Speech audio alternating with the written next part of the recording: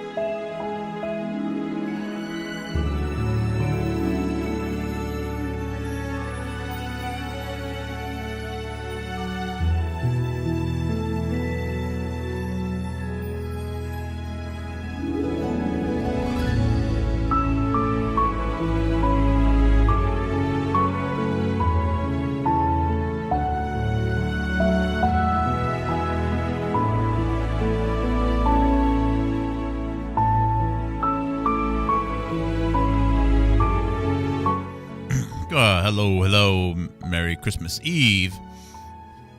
Wednesday, December 24th, 2025. Wanted to do a quick hello and thank you, everyone, for the support over the past year. Christmas in the United States, just the way the calendars work out, always tends to be it's a mixed holiday of thanks and praise and optimism, but it's also falls into this New Year's celebration, which is unfortunately colored in.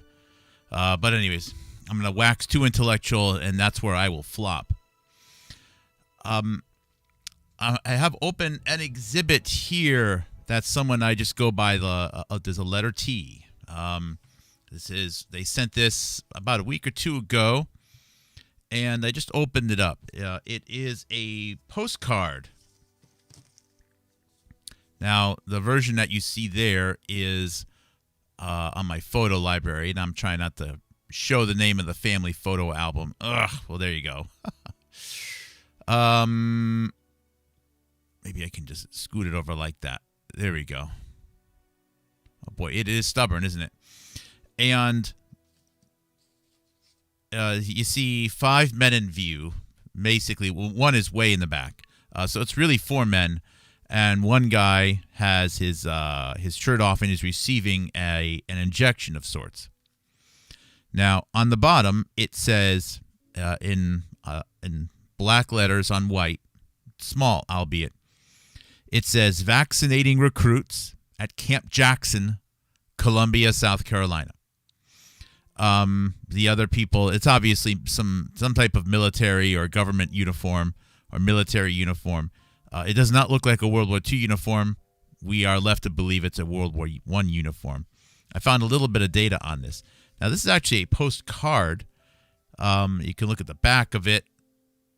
And this one has not been used. It's got a little bit of a little tear on it. The back of this postcard doesn't say anything either.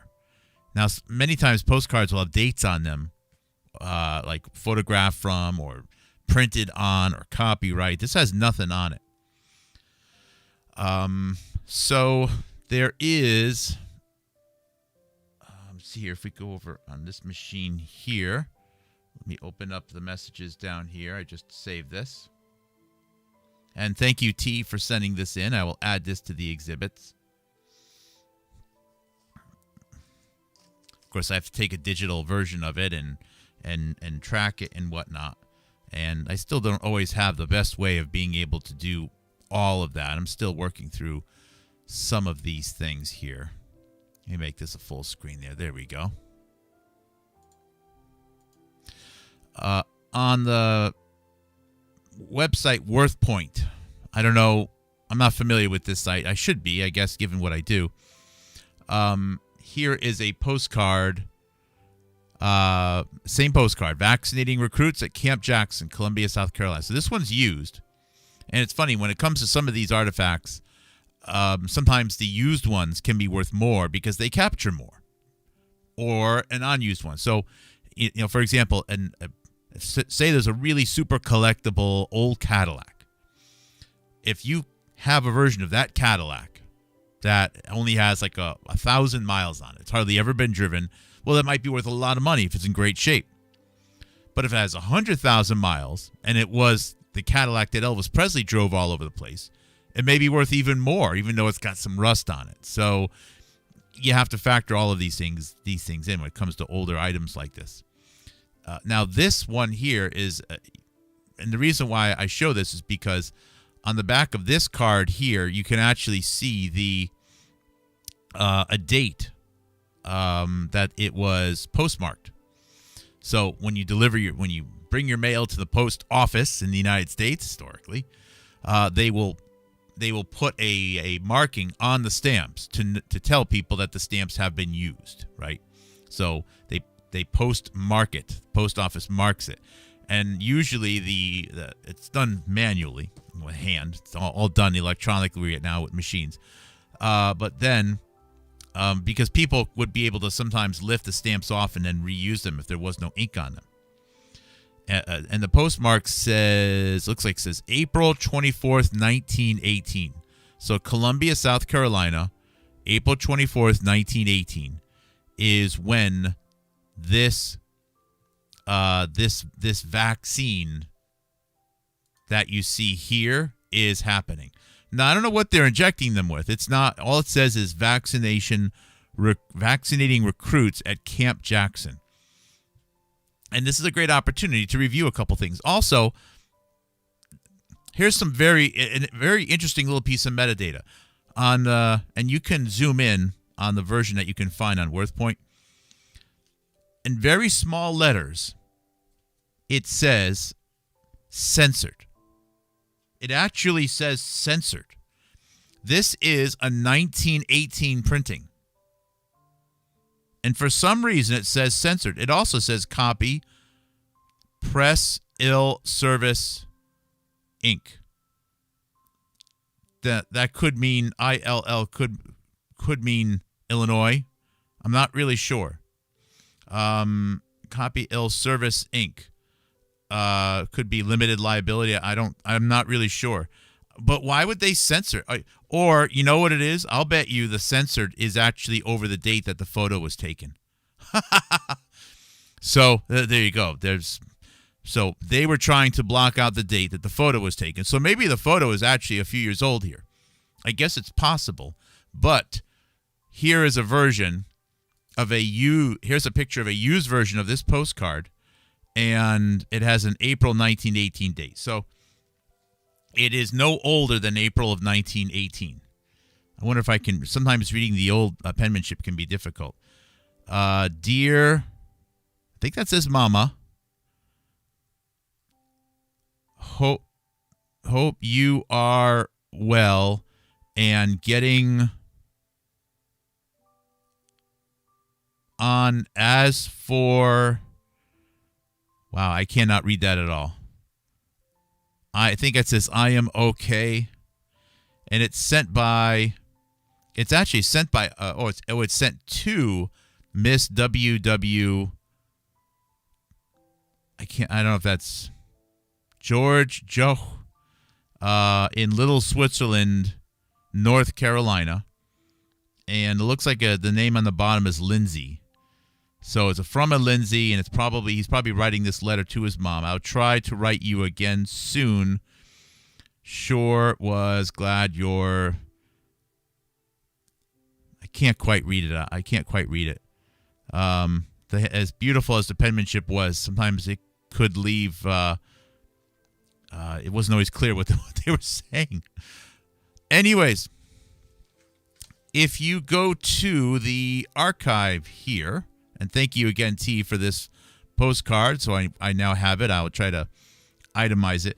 I have to work out an asset management system where, I mean, what are all of these assets that I have here? The physical assets, books, magazines, papers. How would someone ever be able to do an estimate of what this is worth?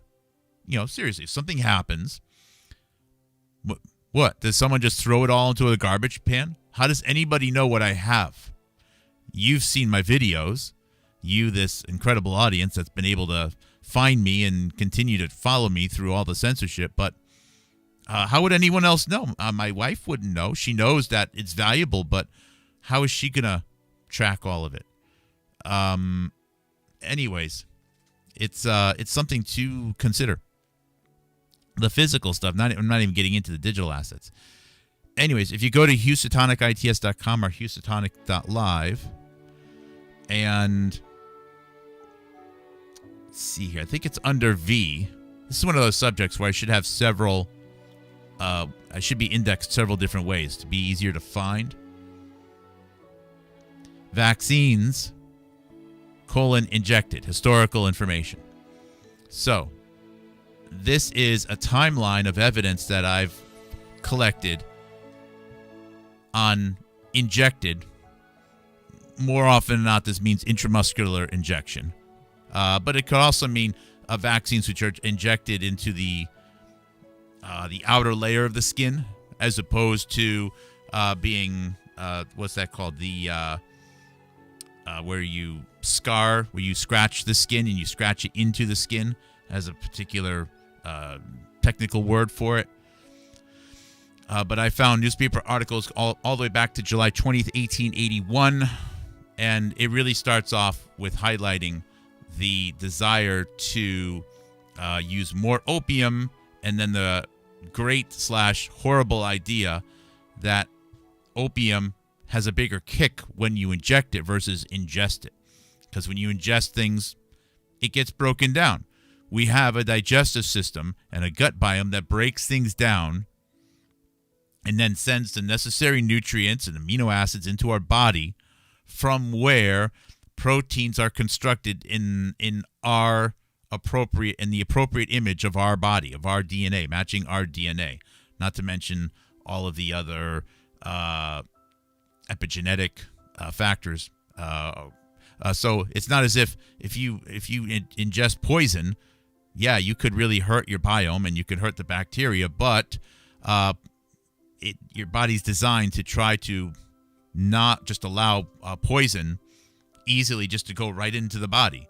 I mean, you can definitely overwhelm the system. There's limits, but this is one of the reasons why injecting morphine is better than, if you want more kick, if you want to get more of it, then simply digesting it, ingesting it.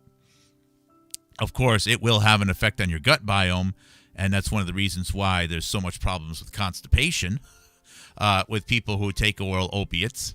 Gee, go figure. Now, doesn't that make sense? Why, when you're watching your NFL games, you're seeing so many commercials for what? To help people with their constipation. Because That's what happens when large amounts of opiates are ingested. It has an impact on the bacteria that are in the gut biome. It is what it is. Anyways, so if morphine has more kick if you inject it versus ingest it, well, if you believe that rubbing a vaccine onto the skin works one way, then you'll also must concede.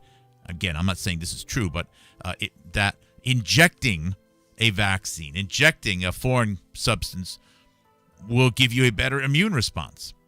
And there you go. So this desire to have a better quality, more direct, more kick opium is very much connected to going from vaccines which were either oral or administered on the skin to being injected, ultimately injected into the muscles.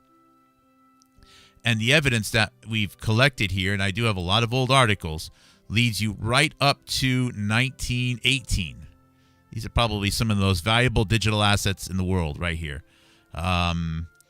Because if you go through these assets, you'll understand polio, you'll understand the timeline of child paralysis, and these are all things that, what's her name, Humphreys, or actually has written entire books. Joe Rogan has done whole programs on presenting this information poorly. This is some of the most, there is nothing, with all due respect to her, there is nothing Candace Owens will ever say or be able to say, or anyone be able to say about her, which is more important than what you can extract from these articles on this single page alone. And this is just one of thousands of pages that I have. Continuing on, though, not to brag, but it's true. Continuing on, you can get to 1915 and 1918, and then from there, which is also known as the Spanish influenza year, but it's also the very same year that intramuscular injection of vaccines for troops started. And they did the stupidest thing ever. They said, well, you know what? Since we don't have enough doctors, this is 1918, since we don't have enough doctors to give people 5 shots for diphtheria, we're going to inject all 5 shots at once into the muscle, and then we're going to add some sperm oil to it from whales, or maybe cottonseed oil or something else like that, so the body slowly absorbs it. It's basically the same thing as giving 5 shots, 1 shot over every week or two. Same thing. That was called the lipo vaccine. The lipos is the fats, and it's the vaccine embedded within the fats. And it was the military's way of being able to vaccinate all of their troops. So this photo here from 1918, he's probably receiving a lipo vaccine shot. And the number of people that passed out after getting a lipo vaccine shot was very high. It was very toxic. And there must have been a reason why they stopped doing this at the end of 1918 and early 1919 and never did it again. There must be a reason. If it worked well, they would have kept doing it. If it worked well enough, they would have kept doing it. If maybe some people got sick, but the signal wasn't strong enough, but they could have kept doing it because of what they were learning, they would have kept doing it. This means that the data was so bad, the injuries were so obvious, that they had no choice but to stop doing it. They couldn't find any way to lie and turn it into an opportunity to keep injecting people. Now, the whole concept of having the general population available for medical experimentation the way it is now, the way it has become, the way it evolved during the years of the Human Genome Project, which, of course, is still ongoing in different forms, albeit they weren't quite there yet. But that's how much you can extract from this one photo here. I wouldn't be surprised if the person in the photo died within a year of that. That guy probably, there's I would say a 10% chance that that person died within a year of that shot, that healthy young man. Because They didn't understand. They didn't know what they were doing. I don't think that they had nefarious ideas. I could be wrong. Now, the whole war itself was screwed up. And I will not pretend to say, oh, what really happened in World War I was this, and what really happened in Hitler was this. I'd have no idea. I can't comment on it. I don't know. There are specific areas I can comment on that are vastly misunderstood, such as the number of injuries that happened to the U.S. military with vaccines and receiving hepatitis in early World War II, in particular after the yellow fever vaccine, and the tremendous amount of pressure that was put on doctors worldwide, including doctors that were over in Germany, to participate in figuring out what went wrong and maybe even using captive populations as a way to be able to learn what went wrong and maybe how to avoid it again. That's not why World War II happened. I don't believe it is, but it is an underreported, misunderstood facet of it, aspect of it. Thank you, Gene and Jim. Thank you very much for your card. You send cards every 2 or 3 months or so. I want to say thank you very much. Let me see if I can rearrange this a little bit more here. Intriguing details and analysis of CANDACE production techniques. I think we've caught a lot of them.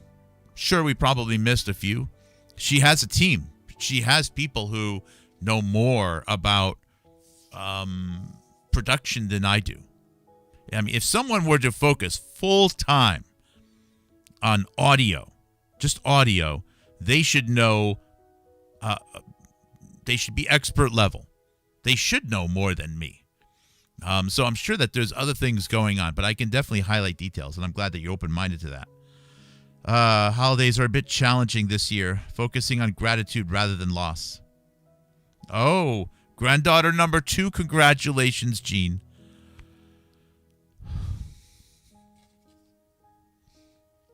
Congratulations. Oh, God bless. We are trying to, we're trying to be sincere. I hesitate to say, the word truth is, it's the best that you know things at the moment, right? I mean, there was once a time that the sun revolved around the earth. There was a time that the earth was flat. There was a time when, the truth at one time was giving someone 5 vaccines intramuscularly at once with sperm oil was a great way to make you healthier. That was the truth at that time. So the best we can do is be sincere in our efforts to understand what's going on, and continue to, evolve and learn together and lift each other up when we're sad.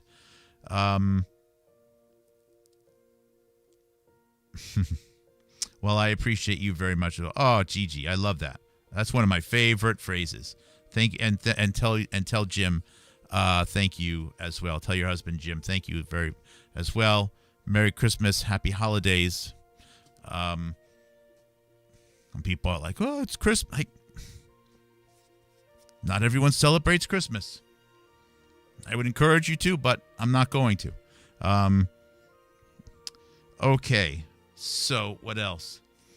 There's still a long letter to go through from someone who may or may not be in a chat right now. I did send them a text message earlier on today because I was able to associate them with something that they sent last year. So that was pretty cool. T also sometimes sends some really cool stamps. I think I have a few plate blocks of these. I haven't played with my stamps in a long time, but I have a pretty impressive U.S. stamp collection. I'm not really sure how much it would be valued anymore. Not that that matters. My grandfather did it with me, so I would have and he told me at one time when he was with us that, look, maybe someday, you can sell it for some scrap or whatever. So it's not like he said you could never sell this. You must carry around these boxes until until your last minutes. He never said that. But I'd like to hold on to him as much as possible. And I think there might be some fun things in there as far as historical research goes. That at the time, again, this wasn't my plan to be an analyst, especially for the type of topics that we're talking about. It just kind of happens. Let me see if I can open up not a text, but over here, a screen to look at some chats, at least on Twitch. And again, I'll go full screen for this one here. Candace is an actress.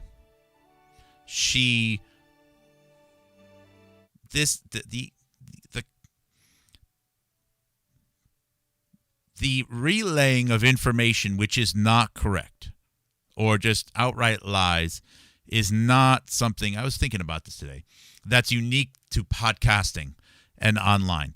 The news has been doing this for centuries. Governments have been doing it for centuries. So it's not as if this is the first time dishonest information, inaccurate information, rumors have been spread. But that hasn't just started with the internet podcasting. It has happened forever.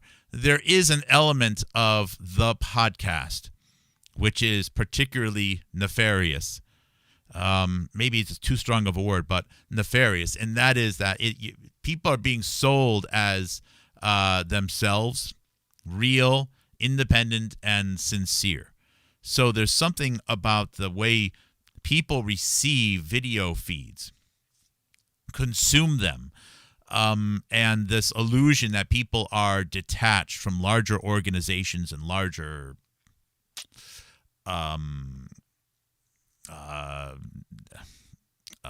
things that are beyond them, and thus people are more disarmed and more ready to believe and receive information such as what I'm presenting here. So, I expect there to be, not that I expect, I wish I didn't expect it, but at the very least, I'm anticipate and prepared for, if I turn on the local news station, for them to be misleading about the current threat to health of people within the family of gun violence versus influenza, whatever that is, and lethal drugs, which are on the streets and many kids may encounter without even necessarily thinking that they're doing anything that crazy. I anticipate local news stations will present various risks, and they will not be in the order which people are actually at risk to those things. And thus that is misleading and dishonest. So I sort of expect that. But people don't expect that with the podcast. The podcast, people think, oh, they're all just independent. They're all sort of working solo. They're on their own. They're just supported by tapping into their savings and living off of coffees, donations, and little Substack donations, etc. So people are very disarmed. Now, Candace didn't create this situation. She didn't create the internet. She didn't create the podcast. She is the actor, the actress in this role right now. And I'm not motivated to attack Candace because of Candace. There's nothing specific about her that I find more infuriating than anyone else. We are trying to highlight, and I say we as in me, several of you, our friend Jonathan Cooey at Giggle and Biological, separate institution, but united in this nonetheless, to expose this world of podcasting. I don't even like to call myself a podcaster. This is a podcast, I guess, but I don't like calling myself a podcaster. I would actually, since my very first days, I've been very upfront. I actually wanted to do analysis and archival with that information to be used by other people to further analyze it and to present it. If you look at my BitChute bio, which is one that still, I haven't changed it since the day I started. It's totally out of date and to the point where it doesn't even match what I'm doing right now. But it captures the spirit of when I started. I thought that there would be so much demand for just the raw assets, organized, archived, some analysis provided on top of it, and available for consumption and redistribution, that would be something that I would be known for. And maybe every once in a while I would be a guest somewhere as a subject matter expert. And I was actually hoping to focus, maybe someday build a little IT company, information technology company, which could then be contracted by others. And you know what? There is no demand from any other podcaster for any of it. I know that they use it and they have to dance around it. I know they try to bury it. But what I thought was going to be a market for my skills and a way of selling them simply doesn't exist. So as a byproduct of that, I wound up starting to do more shows thinking, okay, I love presenting information. Clearly, I like to talk. And I like teaching. So, and I know how to use these tools in front of me right here between me and you. So let's use this medium as a way to be able to show some of these assets, this analysis that I have. Maybe then more and more people will find it. And maybe someday, I don't know. And again, I'm just thinking outside the box. This is what I would have thought, okay? Maybe Whitney Webb will say, you know what, Mark, your stuff is really helpful. Tell you what, we'll give you $500 a month or $750 a month or something like that. I know that sounds like a lot of money, but think about how many hours it takes, okay? And if I had several clients like that, well, now it's a real job. Maybe with a few more contributions, I cover all the costs, and now I'm actually in the green or in the black, making real money. Not like big money, not good money, but something. That was kind of the plan, and it never materialized. And I guess I'm reviewing this right now to say that one of the reasons because podcasters aren't really out there to do research. Otherwise, they would have, over the last 6 years, progressed to reviewing how intramuscular injection was a really bad idea from the 1800s that started off with this belief that if you inject morphine, you get more out of it. It was a terrible idea. It made a lot of people sick. It is, you can argue that it's not causal, but it is 100% correlated with the 1918 influenza. It's also, as the number of children were getting more and more injections, 100% correlated with increases in childhood paralysis that started in 1890. I knew jack shit, sorry for the cursing, I'm using more S's, about the immune system, injection, vaccines 5-6 years ago. I knew nothing about it. Nothing. I have come all this way to here, plus have the evidence, and it's archived and presented in 6 or 7 years. Susan Humphreys, of whatever that vaccine book is, has had 30 years of 60 hours a week, during which time she claims she communicates directly to God. And she still hasn't gotten here. Maybe I'm smarter than her. I don't know. I don't care. But how is it possible that she started off already thousands of miles down the road from where I was? If it was a foot race to if it was a foot race to Los Angeles, okay, she was already starting off in Bakersfield, and I'm still in Boston. How is it possible that she's still in Bakersfield eating breakfast at Dunkin' Donuts, and I'm already in Los Angeles? How is that possible? She hasn't made any progress. She can't possibly consider herself a researcher or a podcaster or an analyst if she has failed to produce anything other than confusion, distraction, deflection, noise, etc. And I refuse to believe it's because I'm that much smarter than her. Though maybe I am. But again, going back to that analogy, she could have had one leg lost sparring with an alligator and have a backpack with 150 pounds of dumbbells in them. She still should have gotten from Bakersfield to Los Angeles faster than me on foot all the way from Boston, but she hasn't moved at all. Anyways, boy, it was a bit off topic right there. But these items are out there for you to use, to grab, and it would be nice to get some credit some way.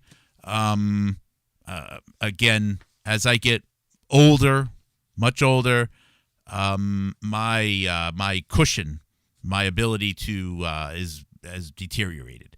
I've sacrificed that in addition to other things, but it would be, and it would also be nice to know. And some people here have really stepped up. If Christy, you're in the chat, thank you again for the cleaning products and for the other support that you provide in the Christmas card. Thank you so much. And because I know that there's still a lot more output that I have available. There's so much content. There's so much content here that we have piled up. But anyways, the simplest thing, and you could watch Jonathan Cooey's for the summary, the intramuscular injection, bad idea. Bad idea. Now, he has recently said 1940s, 1950s. I think that there was, and what he's trying to reflect there is that there was no consistency at all in with the way needles were being put into people and stuff was being squirted out. So for some people, maybe the injections were high, upper, some were deep, some went probably to the bone. So the words which clarified maybe how deep to inject certain things, you can find a little bit more standardization of that probably throughout the 1940s and 1950s. That's not to suggest that stuff wasn't being injected deep. I mean, we have photos of babies being injected, and it looks like the needle should be coming out the other side of the baby. Like, it's almost like, are you trying to vaccinate the mom through the baby? What the hell is going on in some of those photos? They are frightening. In fact, I even think I could open up one of those photos here. It was from, I think it was a 1910 or a 1918 San Francisco paper. Let's see if I can actually find it here. I'm going to try not to make you too sick through the scroll here. I'm going to scroll up a little bit. I believe it was from like a 1910, 1912. I thought it was San Francisco. Yeah, there we go. Yeah, there we go. There we go. Do I have the photo? I can't find the. It's just one of those photos. Yeah. Oh, there we go. Yeah. It's like wow. Like, dude, the needle is as tall as the baby.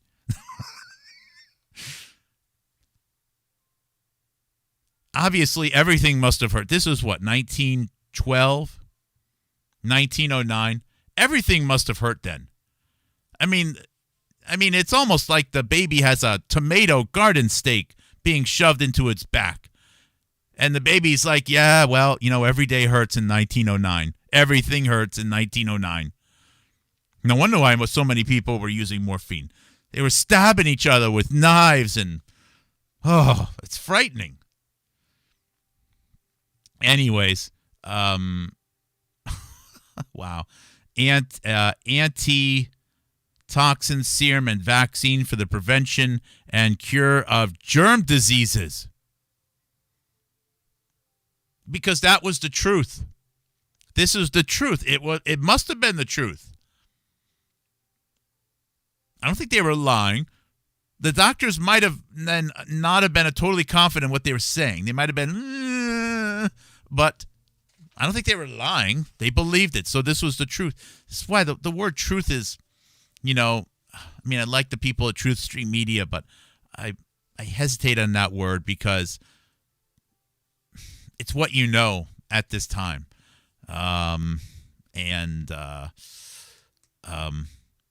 Just, again, being transparent, trying to be sincere should cover the statement that it should be as correct as possible. Well, there you go. All right, let me go back over here, see if I can now find.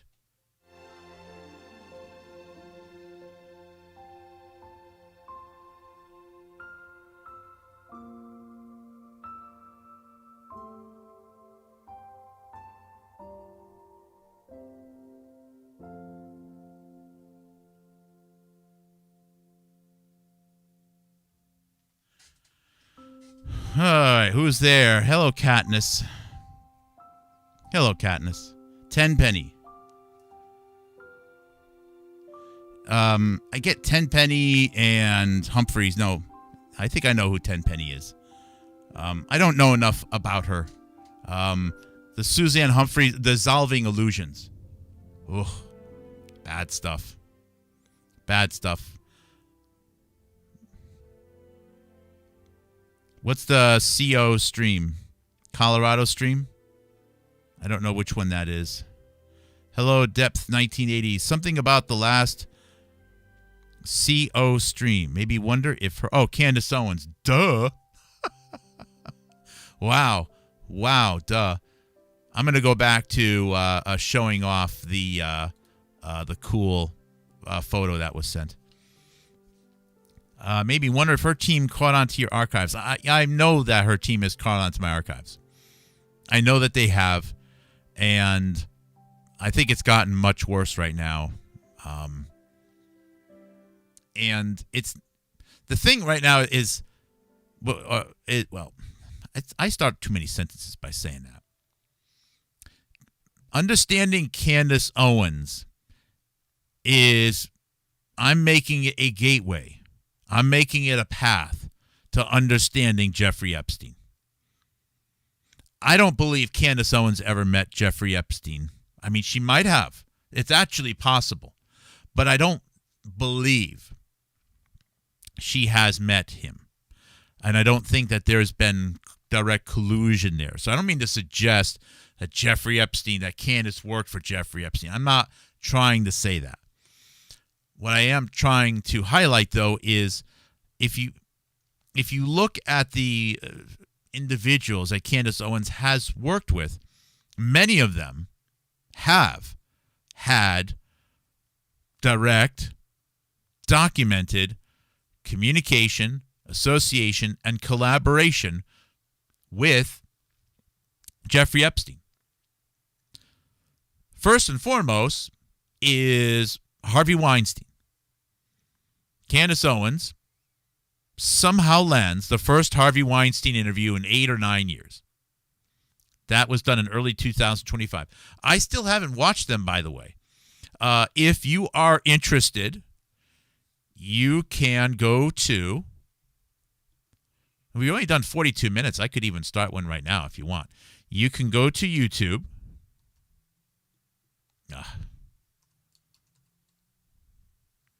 You can go to YouTube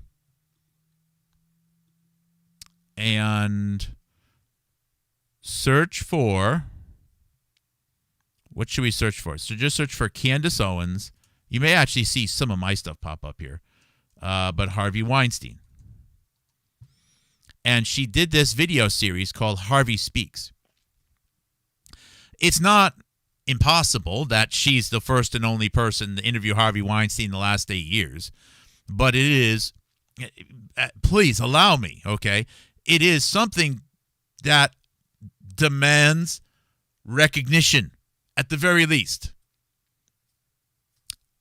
Like, why? Why did Candace Owens said some of the harshest things about Harvey Weinstein in 2017. She didn't say that, well, he made some bad decisions. She didn't say that he had learned that he was, I forget exactly the words, but it's sort of like, demonic, satanic, pedophile, rapist, all of the worst things.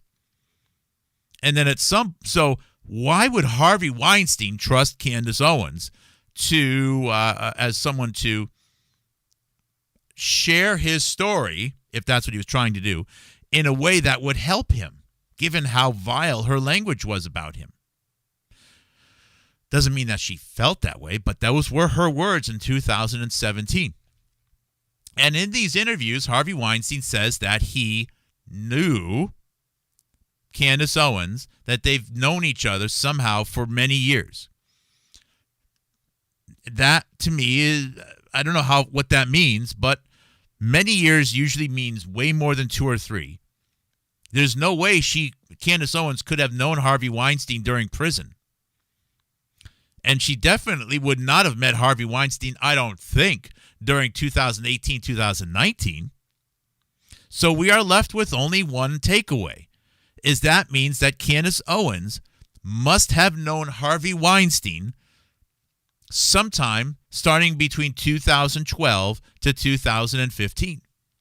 That is the takeaway.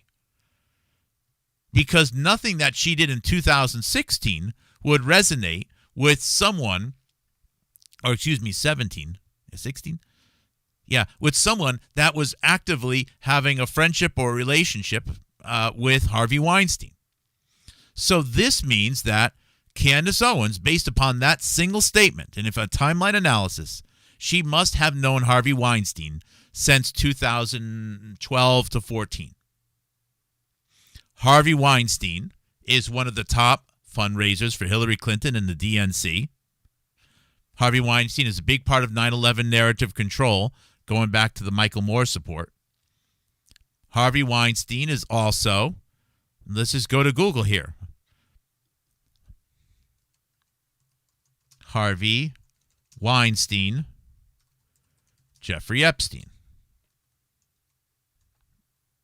I got this new monitor is so small I almost can't read it.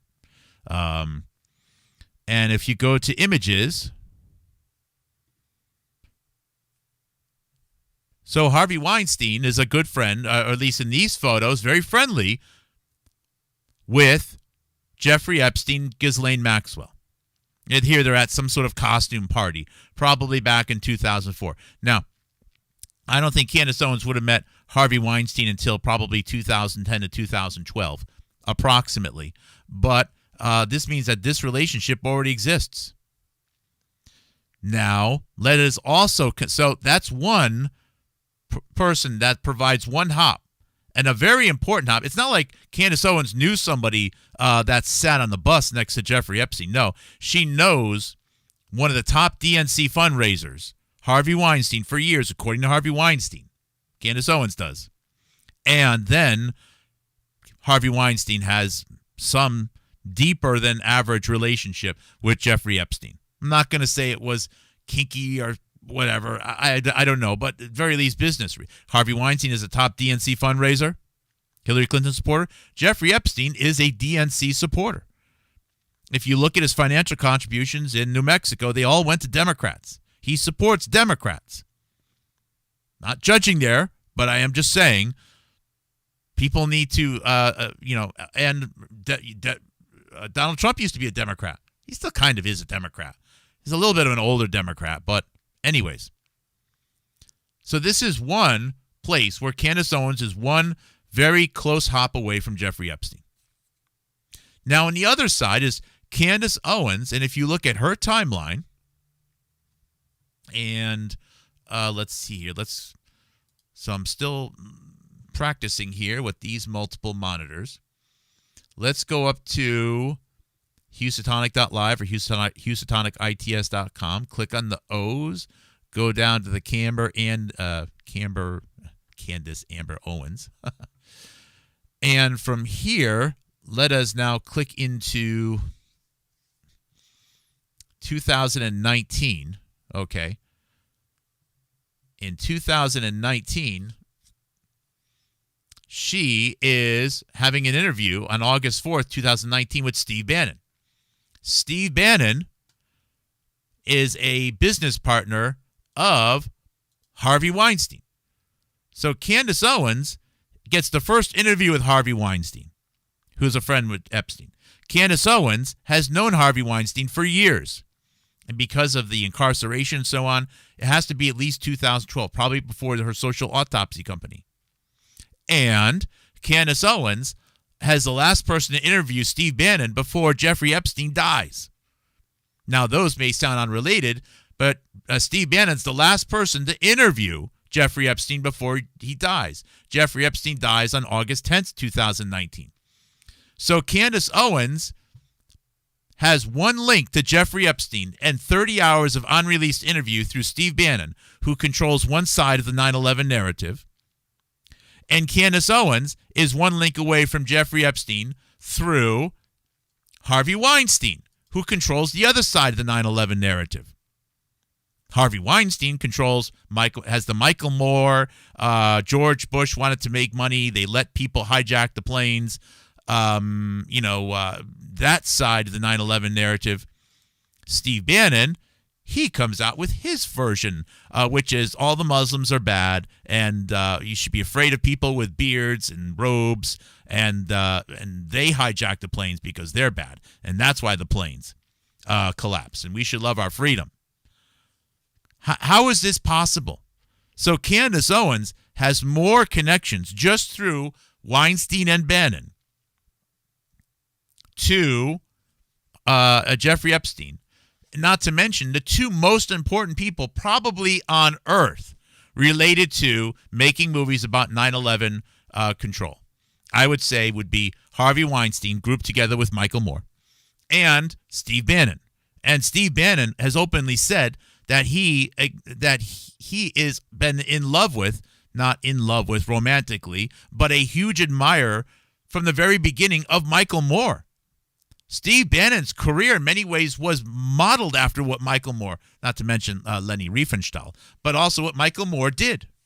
And he wears his greasy hair, his 3 pens on a shirt, and the stained green jacket as a costume. Steve Bannon puts on a costume. I wouldn't even be surprised if he puts on a little bit of a fat suit to keep his belly big. He puts on a costume.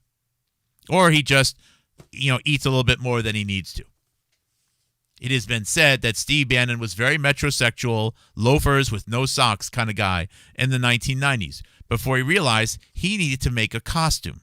The Steve Bannon costume. The War Room costume. To become someone he's LARPing himself. He created the character of Steve Bannon. So, these are two things. Now, it gets weirder because Candace Owens has a third connection to Jeffrey Epstein. And that is, as I reviewed yesterday, the flight log that everyone loves to talk about. By the way, it's Chris Tucker, not Jeffrey Tucker. I'm sorry, I misspoke yesterday. With Kevin Spacey and other people on that AIDS, HIV trip to Africa in 2002, 2003. That flight also had Ira Magaziner on it. And Ira Magaziner went on for like 15, 18 years to be the head of a global health initiative for the Clinton Foundation, but was also working directly with Hillary Clinton throughout the 1990s to spearhead all of the changes necessary to the healthcare policy, medical records, etc. of the United States of America to facilitate big data collection in the Human Genome Project going forward. And Ira Magaziner is an associate friend of a guy named Mark Weiner, who passed in 2016 in Rhode Island, who was side by side with Harvey Weinstein, one of the top DNC fundraisers. And then Candace Owens, after her somehow getting connected in with this Harvey Weinstein network through her private equity company maybe, but I have more to add to that, believe it or not, starts her company with the daughter of Mark Weiner. Mark Weiner went to Cuba to meet Castro with Jesse Jackson. And Candace Owens, in her own words, in a Stefan Molyneux interview in 2017, says that because of the race-based hate crimes that she filed when she was in high school, she got to come into contact and work with Al Sharpton and Jesse Jackson going all the way back to high school. And that's important because Jesse Jackson was so close with Mark Weiner, the father of the person that she started her company with, that Jesse Jackson made Mark Weiner the godfather of Jesse Jackson's grandchildren. But it gets better. So now we basically have 4 connections between Candace Owens and Jeffrey Epstein. 4. But there's more. Because, and this is why I did a video short on earlier today, because Harvey Weinstein, through money at Miramax and Disney, started a company to make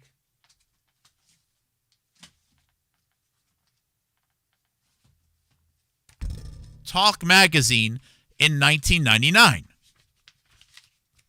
where he hired, who did he hire? Tucker Carlson. Now, I didn't say Jeffrey Epstein yet, but follow me here, okay? Follow me. Because Talk Magazine, after the lack of a biological terror attack in a major U.S. metropolitan center, as predicted and discussed in this magazine and many other places, Suitcase Nukes, Talk Magazine went under at the beginning of 2002, but it restarted using a different editor. Actually, a lot of the main staff was rehired, and they started another magazine that was very much the same thing, but with no Harvey Weinstein in 2003. And you know what that magazine was called? It was called Radar. Radar Magazine. But you know who backed it financially? Jeffrey Epstein. So Jeffrey Epstein went on to fund the staff of Talk Magazine to restart as Radar Magazine in 2003. And the other financial supporter of that magazine, Radar, in 2005, was the son of Jesse Jackson. That's right. The same son of Jeffrey Jackson who was a pallbearer upon the death of Mark Weinstein. So depending upon how you look at it, Candace Owens never met, as far as I know, Jeffrey Epstein directly.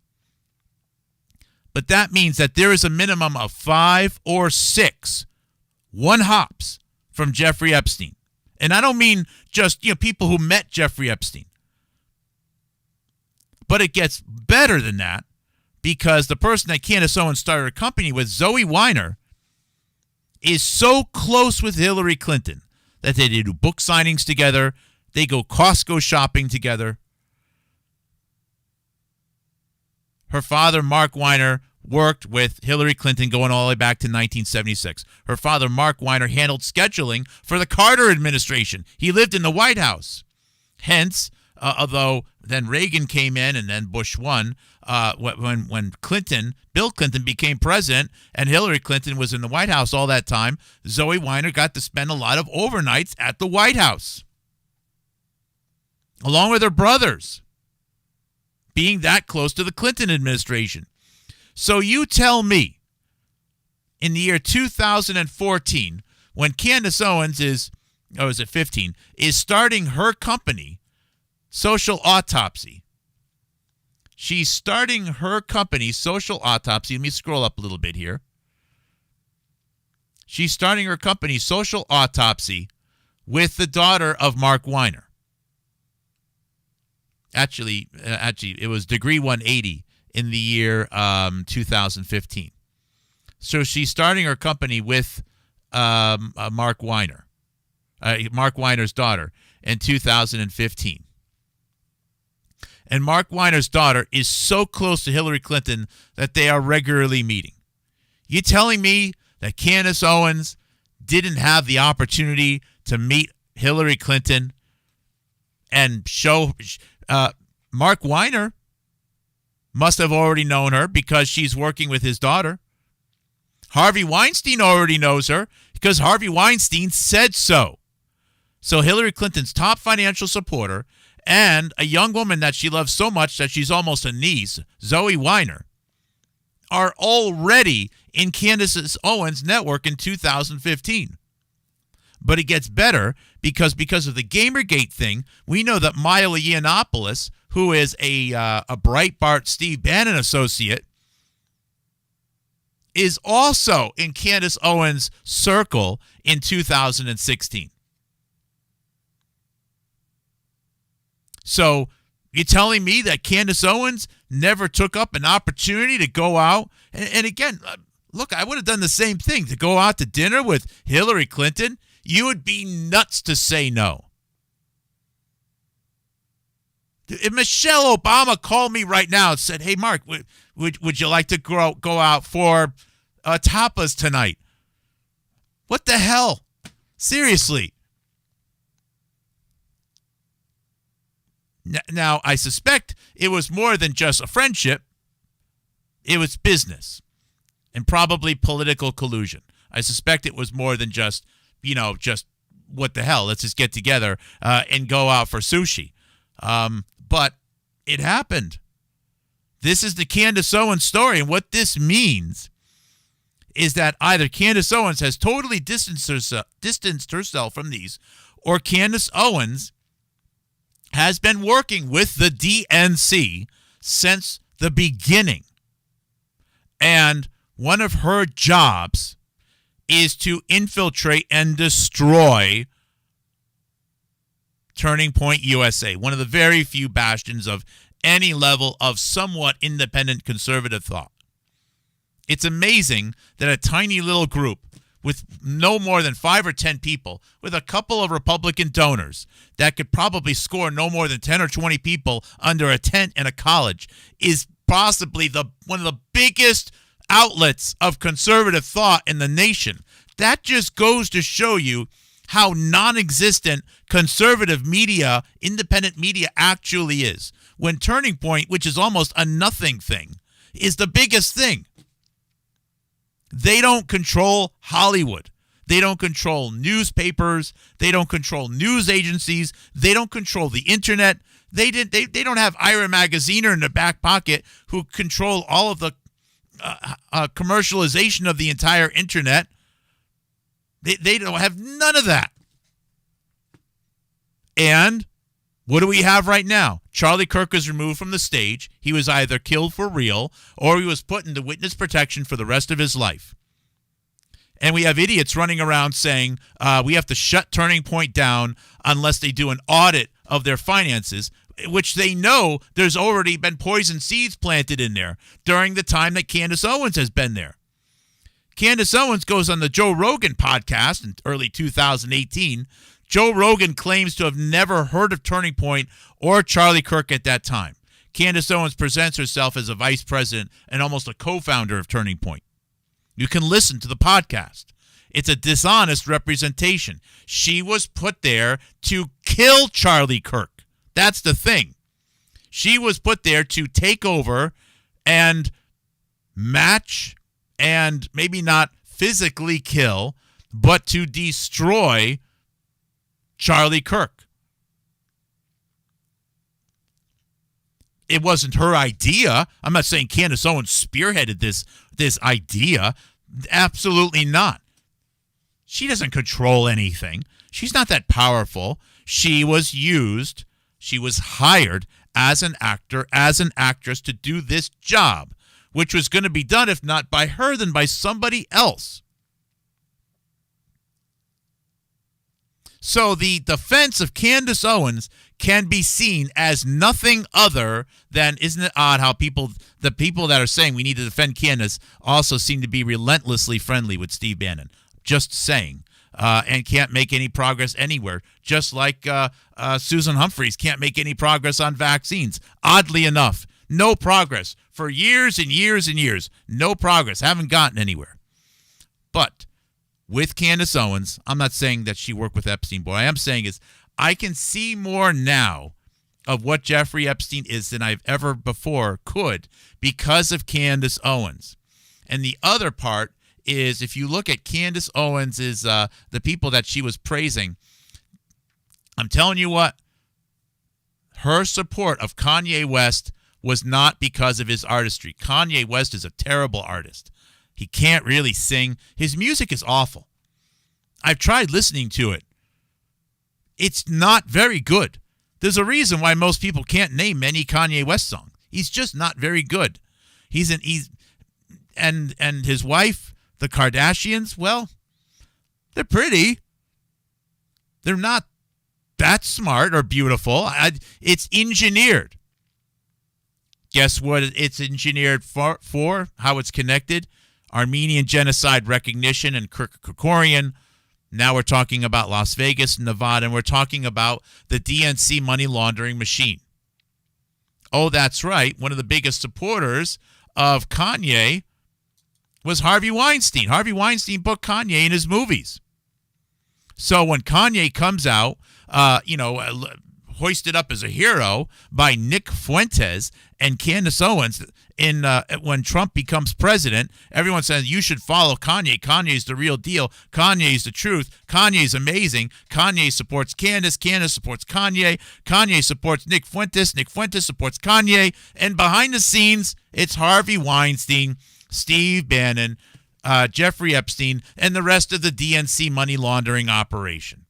And speaking of understanding about Jeffrey Epstein, when you realize that the way the casinos worked and how they were able to launder money and create money out of nowhere for the Democrat Party throughout the 1960s and 70s and 80s, and even more so over time as it got more and more corporatized, thanks to the financial innovations of Kirk Kerkorian, you'll then realize that Jeffrey Epstein was the next level of that. Now it's private equity. Now you can take someone like Jeffrey Epstein, you can create a rumor that he's super smart. He's just so good with math that he can just make money. You give Jeffrey Epstein understands the stock market. He understands all of these fancy formulas and math, and he'll make anybody money. When in reality, Jeffrey Epstein, used as an intelligence asset, is told, look, there's going to be massive investments in fiber optics, in telecommunications, in video chips, in all technologies related to the Human Genome Project, invest in these companies, sell those companies. He's given all the information he needs. He can't lose. So he then finds the biggest DNC donors and other people that are going to give to the Democrat Party, many actors such as Kevin Spacey and Chris Tucker, who have piles of money. They trust him to invest their money. He invests the money in a way that he knows can't lose. He makes them more money than they could have made with anyone else because he's working with insider trader information. And then they make more money, and then they take a big cut of that extra money that they made over what they would have made with somebody else, and then they give it to the Democrat Party. Ta-da! Jeffrey Epstein. Not to mention, anytime someone comes into Jeffrey Epstein's orbit, who is a Republican, you leave a bag of cocaine on the plane, and then you photograph them with a girl that is 17-ish, and now you can say that they're a pedophile. There you go. There's the whole Jeffrey Epstein story. That's the whole thing, and I can understand it because I can see the path and how it goes back.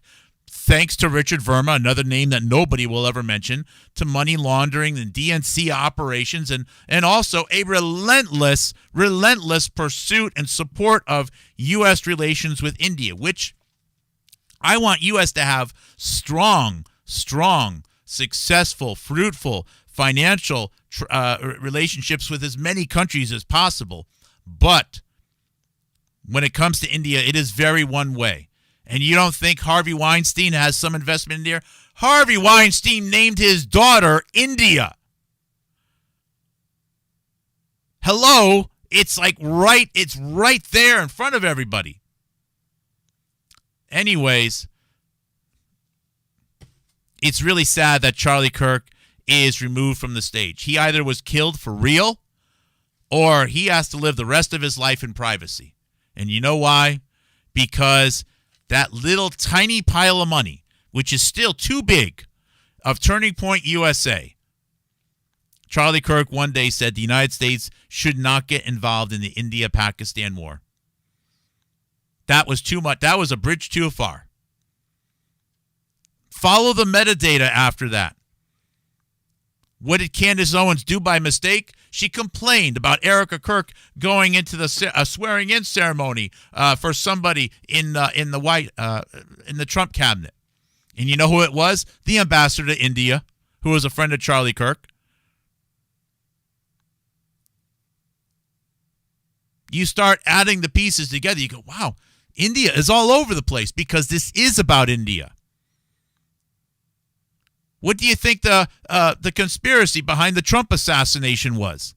They wanted RFK Jr. to be vice president. So when Trump dies, is poisoned, is killed, or whatever, RFK Jr. would have then become president. What did Trump do? He made J.D. Vance vice president. You know why? Because of the political capital of J.D. Vance being married to an American woman who has Indian ancestry. J.D. Vance's wife is beautiful. She is born in the United States. She's an American. I don't care what her ancestry is. But they know that this is a major, major piece of political coinage right there.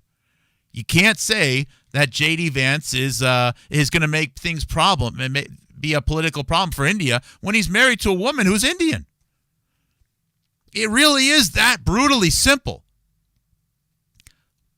And right now, the conflict within Turning Point USA is a battle to try to get them to not support J.D. Vance. Why? Because South Park can't doing commercials about how J.D. Vance is short and has pudgy cheeks and talks funny, and how Trump and Satan are having a sexual relationship, and Trump wants Satan to have an abortion. I'm not making this up. I'm saying this, though, because I posted a clip the other day of Roseanne Barr, who, by the way, coached Candace Owens, of Roseanne Barr saying comedians are under attack because they can't tell the truth anymore. And in order to be funny, you have to tell the truth.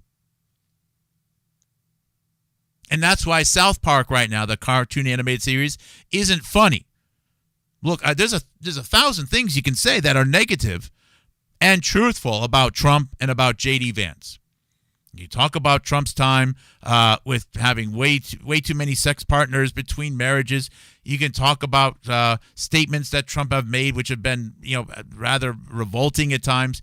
You could talk about J.D. Vance suddenly not prioritizing the drug epidemic in the United States. I have a long list of things which are dead on, 100% accurate, but also truthful. But they don't want to say that.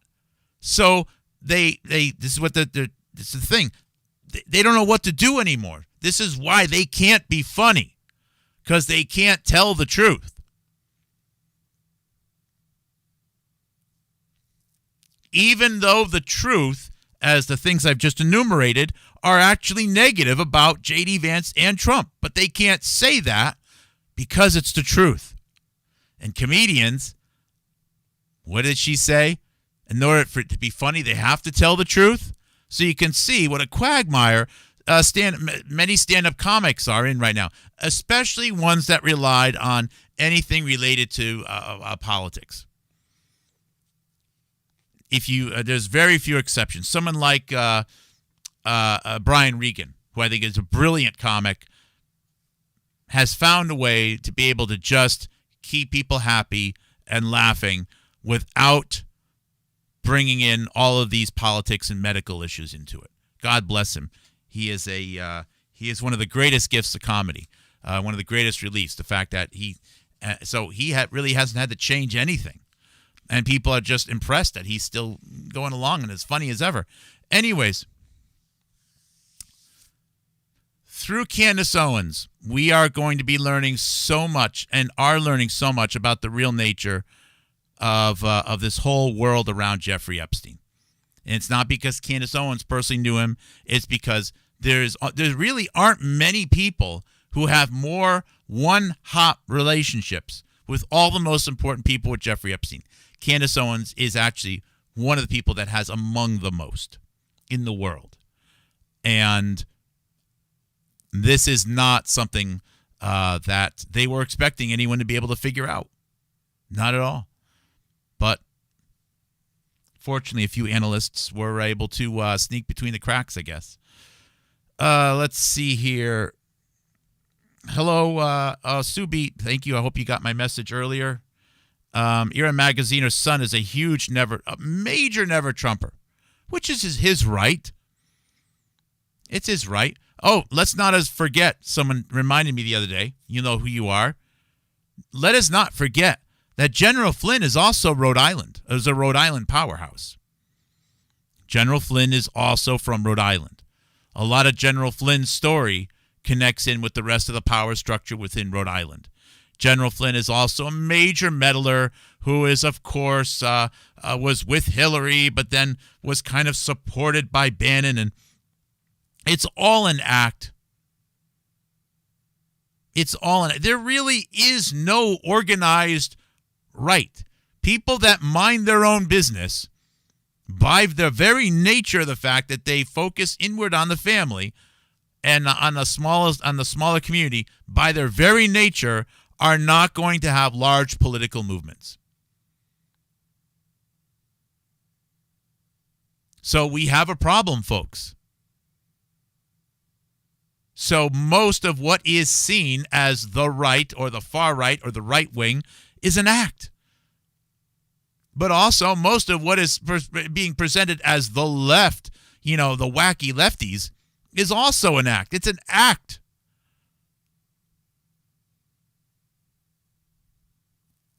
Kanye molded himself over Puff. Is he a con man? He might be. This is To Depth 19. I've seen the criticism of Candace as being a con artist. Yeah, look, she's obviously saying things. I think some things she just doesn't know, and she's like, look, I don't need to know. And there's other things where she knows she's not saying the truth. She's making stuff up. But she's following a script. She's doing what she's told, and she's hired as an actress. I think Candace Owens, if you look at some of the allegations that Candace made back in high school, she was, sort of doing the ambulance, chasing type thing. But I don't describe Candace Owens as a con artist now, because I think that is giving her credit for being able to do this whole ecosystem of work. I think it's more appropriate to say that Candace Owens is hired as an actor, as an actress. Now, if you are in a Hollywood movie, work of fiction, and you act out. Let's say it's an apocalyptic movie about a asteroid hitting the Earth. You're acting. You're talking about the fictional situation of the movie itself. You're not lying. You're acting. You're acting out some fiction, some fantasy, for the movie.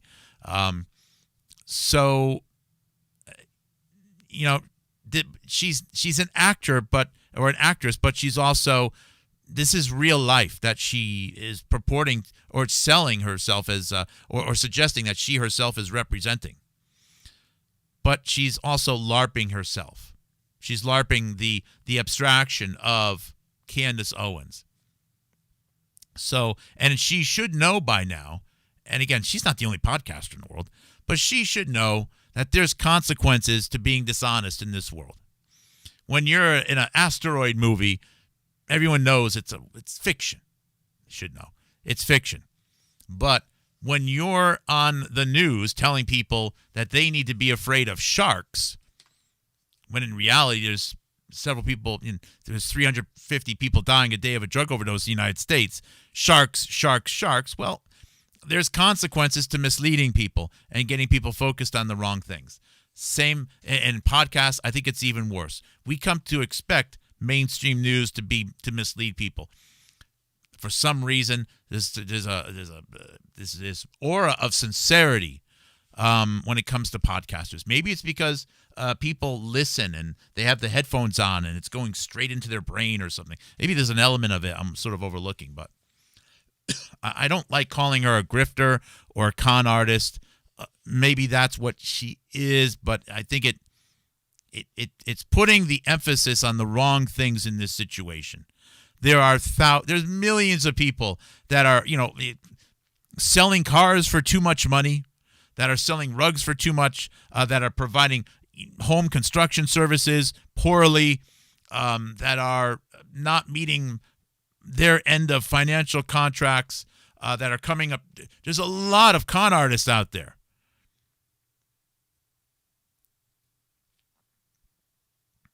Most of them, they hurt people, but boy, the nature of the damage that you can do as a podcaster, especially being boosted like she is otherworldly. And okay, so I think that's enough for now. Merry Christmas, Katniss. Merry Christmas, Christy. Thank you again, Vilma. Malone's role has been to destroy. Yeah. Well, Malone, I'm glad you mentioned that, Vilma. I have a newspaper article. Somehow Malone got printed in the Atlanta Constitution newspaper promoting, I think it was Obama over McCain in 2012, which is his right, but Malone has been very politically active. I don't think he's ever done anything like he's been tasked with over the last several years, but he's always been politically active. He chose to live near Charlottesville for a reason. Must be. That said, Depth, she is a con artist. But again, that's why I don't emphasize it. Okay. I think that's enough for today. I hope you guys have a very pleasant evening. Have some delicious food and maybe give some people phone calls. Tell them how much you love them.